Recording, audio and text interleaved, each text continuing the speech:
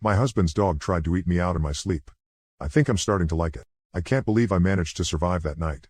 I wanted a baby, but my fiancé Victor said not yet, and so we settled on getting another dog. We already had 3 my Welsh Terriers, Goldie and Teddy, and his miniature poodle Fifi. What harm could one more do? We both had our other dogs since they were puppies and had planned on doing the same for the next one until a friend recommended rescuing an older dog. After looking into it, we found an adorable pup named Joey. He was a 1-year-old English Mastiff mix, a mutt unlike our other dogs, but he had those same captivating brown eyes. His previous owners gave him up because they hadn't expected him to get so big, but we didn't care about that. We felt he belonged with us, no matter his size. After all, he was clearly a gentle giant. Upon meeting him, I realized just how big he really was. But Victor seemed to have fallen in love already, so I didn't comment on it.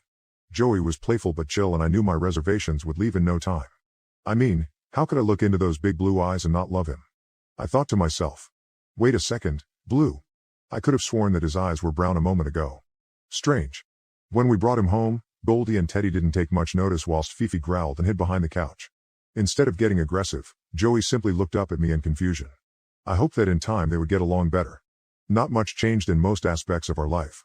Fifi didn't seem to like him anymore, but I knew I had to give it time. She wasn't exactly ecstatic about Goldie and Teddy when Victor and I first moved in together, but now they cuddle and play all the time. Still, it seemed her fears were getting worse. I'd wake up in the middle of the night to find her hiding in the strangest places, shaking and whimpering but unharmed. Joey was nearby, looking around, confused about the situation. One day I could have sworn he bared his teeth at her in the mirror when my back was turned, but only for a split second, as if he didn't want me to see. I started to be on edge around him, keeping him in the kitchen during nights while the other dog stayed in the bedroom. He didn't seem bothered by this arrangement, and Victor said I was being paranoid. Not long after all, our food started going bad. It was as if somebody had turned off our refrigerator. Somebody also ate some of our food, then put it all back in before we woke up. As I held the rotten food in my hands and looked into his eyes, I knew something was wrong with that dog, and I felt a chill go up my spine. I put a kennel in the backyard and kept him there overnight instead. Then dead animals started showing up all over the grass, their organs completely missing. When I so much as raised my voice at him for murdering the poor animals, he snarled at me.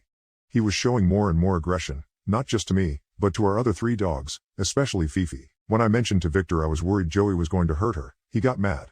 How could you say such a sweet, gentle dog would ever do that? And to Fifi too. You know how much she means to me. Fifi and another dog belonged to his sister, but his sister and the other dog passed away in a car accident a couple weeks before we met.